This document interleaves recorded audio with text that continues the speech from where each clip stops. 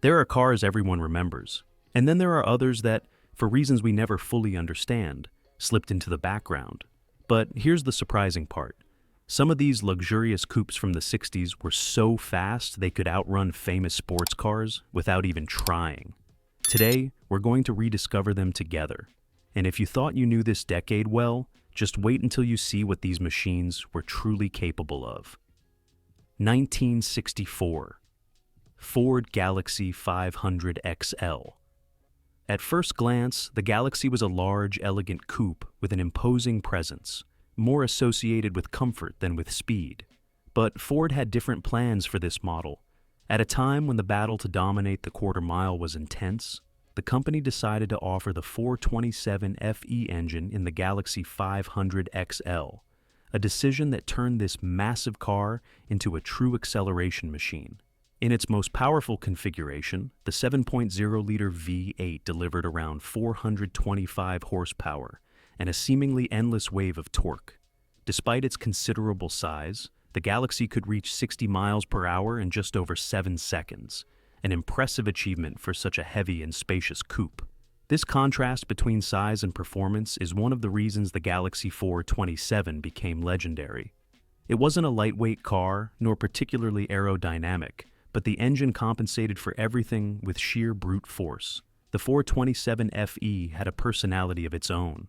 It was engineered to withstand racing stress, with reinforced internal components and a breathing capacity that encouraged drivers to keep it high in the rev range.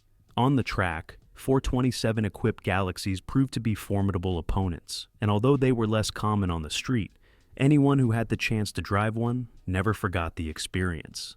A fascinating detail is that Ford produced a limited number of lightweight Galaxies specifically for competition. Some of these cars received aluminum body panels and thinner glass to reduce weight, which boosted their already impressive performance even further. These extremely rare versions helped solidify the Galaxie 427's reputation as one of the great high-performance coupes of its era. Today, a Galaxie with its original 427 can range from $60,000 to $110,000, depending on authenticity and overall condition. 1969 Plymouth Fury. Equipped with the 440 engine, this is one of those cars that reminds us why the era of big American coupes left such a lasting mark.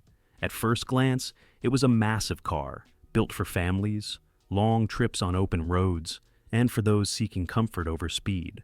But in its version with the 7.2-liter V8, the Fury hit a power that few would associate with a coupe of its size. Depending on the configuration, this engine delivered between 360 and 375 horsepower, enough to move a car that easily weighed over 2 tons with surprising agility. The result was an acceleration that would catch anyone off guard who judged the Fury solely by its quiet appearance.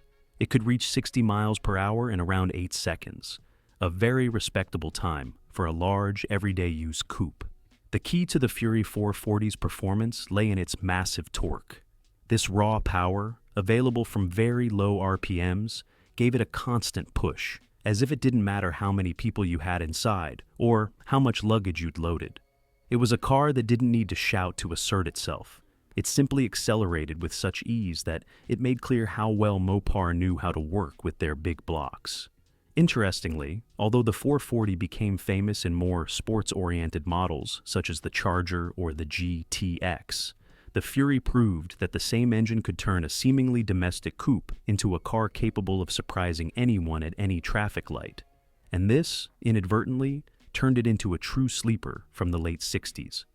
One curious detail about this model is that many owners remember it as a car that was incredibly stable on the road. Despite its size, the combination of a long chassis and well-distributed weight gave it a grounded feel that inspired confidence even at high speeds. Today, a well-preserved Fury 440 can vary in price, typically ranging from $20,000 to $35,000, depending on its originality, mechanical condition, and level of restoration. 1968 Dodge Polara. The Polara was always known for its generous size and for offering comfort for long trips. But when a buyer opted for the 7.2-liter V8, the story changed completely. This civilian version of the 440 typically delivered between 350 and 375 horsepower, depending on the year and the carburetor system. It wasn't a motor designed for discretion. It had a strong push from very low revs and a torque delivery that made the car's weight feel as if it disappeared suddenly. With this setup, the Polara could reach 60 miles per hour in about 8 seconds, a surprising figure for such a large coupe originally intended for everyday use. What's interesting about the Polara 440 is that Dodge never tried to hide its character. It was a spacious, stable, and comfortable car, but when you accelerated, it felt like driving something much more specialized. A curious detail is that, due to its stability on the road, the Polara 440 was chosen by several police departments in specific configurations. Today in the current market, a well-preserved Polara 440 can range from $20,000 to $35,000, depending on the condition and originality of the drivetrain. 1967. Chevrolet Biscayne. This is one of those cars that shows that sometimes simplicity is the best mask to hide something truly serious. The Biscayne was always the most basic model in Chevrolet's full-size range. Few embellishments, a modest interior, reduced weight, and an affordable price. This is precisely why it became the ideal candidate for those seeking performance without overspending. What's surprising is that, even though it was the entry-level car, Chevrolet allowed it to be equipped with truly powerful engines. The most impressive of them was the 427 Big Block, available in configurations ranging from 385 to 425 horsepower, depending on the package. In a car so light for its size, that power completely transformed it, giving it acceleration that many didn't expect from such a discreet coupe. With the right 427 engine, the Biscayne could exceed 60 miles per hour in just over 6 seconds, something extraordinary for a large coupe with no sports pretensions. This humble car with the heart of an athlete character made it a favorite among both police officers and drag racers of the time. Versions used by some police departments were famous for their ability to reach high speeds constantly, while acceleration racers appreciated it for its combination of lightweight, large space to work under the hood, and an engine that responded to any modifications. There wasn't much science behind the success of the Biscayne 427. It simply offered a large, stable chassis, enough brakes to handle its power, and an engine that always seemed to ask for a little more. This blend made it a perfect sleeper, one of those cars that went unnoticed until someone made the mistake of underestimating it at a traffic light. An interesting fact is that because it was such a basic model, many Biscayne 427s were used intensively, making finding an authentic one today a complicated task. Most surviving examples have undergone some sort of restoration, but the few that retain their original configuration are the ones truly coveted. In the current market, a well-documented Biscayne 427 can reach anywhere from $45,000 to $70,000. 1965 Pontiac Tempest LeMans.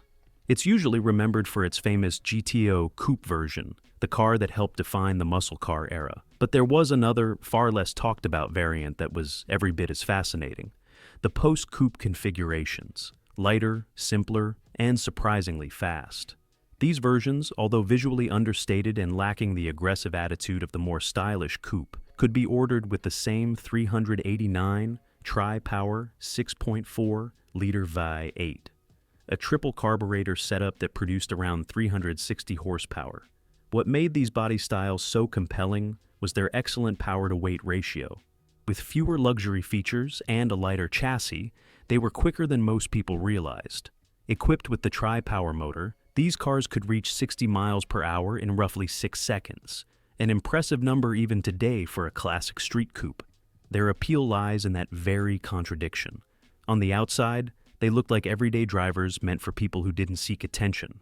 But the moment you stepped on the throttle, everything changed.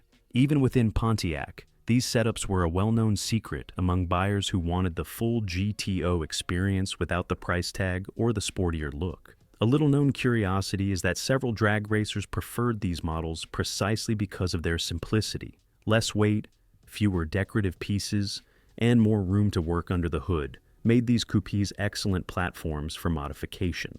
In today's market, A well-preserved example typically ranges between $45,000 and $75,000, depending on drivetrain originality and body condition.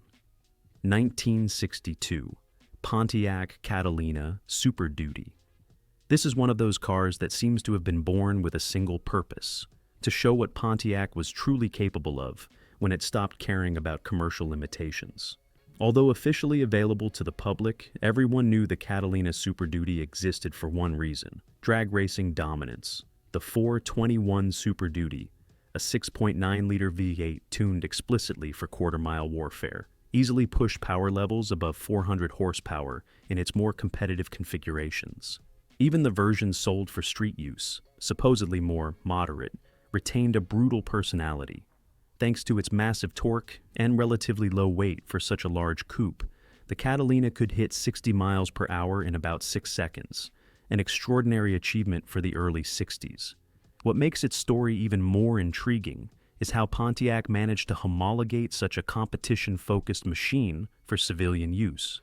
The key was offering it in limited numbers and giving it an appearance that didn't draw too much attention. On the outside, the Catalina Super Duty kept the elegant, classic lines of a full-size American coupe.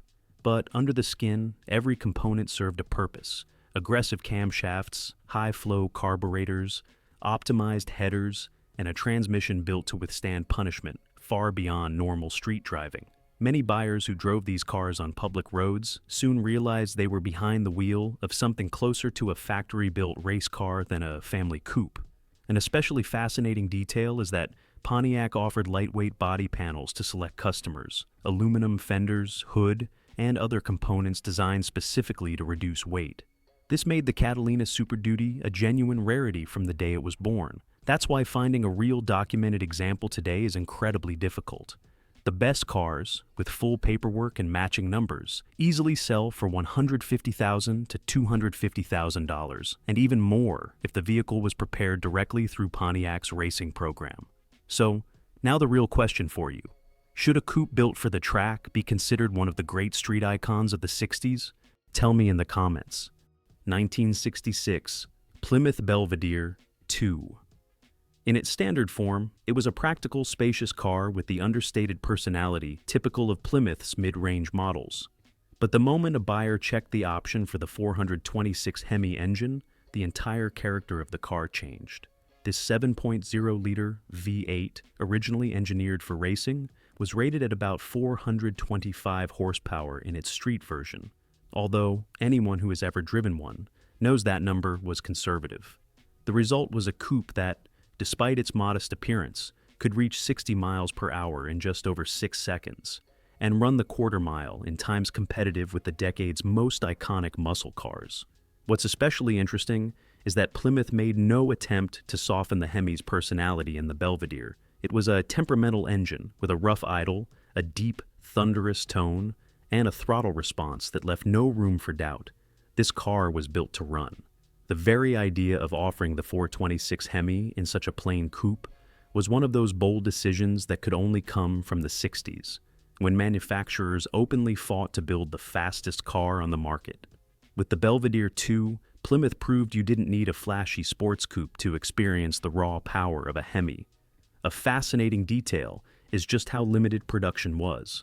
Although the Hemi appeared in the catalog, very few buyers dared to choose it, not only because of its high price, but because the engine required constant attention and wasn't particularly friendly for everyday driving. That makes authentic Belvedere II Hemis extremely rare today. Matching numbers cars with proper documentation typically sell for $120,000 to $180,000, though the most pristine examples have easily surpassed that range at auction. 1966. Dodge Coronet. At first glance, it looks completely harmless.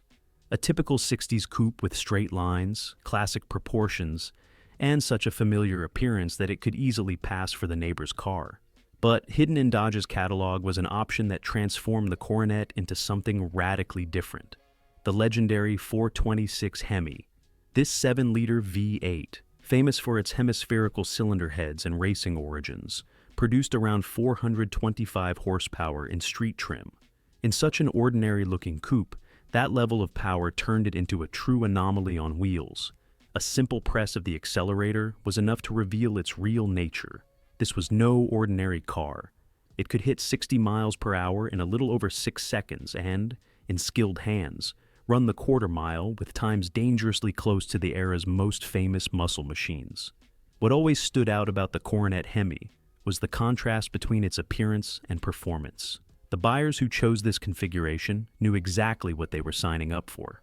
The Hemi was not a polite engine. Its idle was rough, its throttle response aggressive, and its exhaust note anything but civilized. And yet Dodge allowed this power plant to be installed in a coupe that otherwise blended into daily life, almost as a wink to drivers who wanted a truly wild engine without giving up basic practicality. It was a time when automakers still dared to experiment, and that spirit is evident in every detail of the Coronet Hemi. It wasn't built for everyone. It was built for those who understood that the engine defined the experience far more than any exterior styling cue. Unfortunately, the high price and demanding nature of the engine kept production numbers extremely low, which today makes it one of the rarest and most valuable coupes of the 60s. Genuine matching numbers cars with proper documentation can bring between $150,000 and $220,000. 1963 Chevrolet Impala SS409. This is one of those cars that defines an era, not only because of its looks, but because of the impact it had on American automotive culture. For many enthusiasts, the simple number 409 instantly triggers excitement, because this engine became a symbol of accessible power in a full-size family car. The 6.7-liter V8 could deliver up to 425 horsepower in its most aggressive configuration, an impressive figure even by modern standards. It wasn't an engine that did anything halfway. It had a deep booming sound, an immediate throttle response, and enough torque to move the heavy Impala effortlessly. Despite its size, the car could reach 60 miles per hour in roughly 7 seconds and run the quarter mile in the mid-14-second range, placing it among the fastest coupes of the early 60s. The secret behind the 409 was its robust design and the overwhelming popularity it earned among performance fans. Chevrolet capitalized on that enthusiasm by positioning the Impala SS as a car capable of delivering real speed without sacrificing the classic style and comfort expected from a full-size model. Its spacious interior and smooth ride contrasted sharply with the brutal power hidden under the hood. It was the kind of car you could drive with the family during the day and take to the drag strip at night without making a single modification. That balance between practicality and performance made the SS409 a direct reference point in the movement that paved the way for the muscle car era. An interesting curiosity is that the 409 became famous partly thanks to popular culture. Songs, street racing stories, and the legends created by local drivers helped cement its image as a fast, dependable machine. Today, finding an authentic Impala SS409 is a stroke of luck for any collector. Prices vary depending on configuration and condition, but a well-preserved example usually falls between $60,000 and $120,000, while the 425 horsepower versions often reach much higher numbers. 1963 Studebaker Lark R2. This is one of those cars that, if you see it pass by, you'd never imagine what it's truly capable of.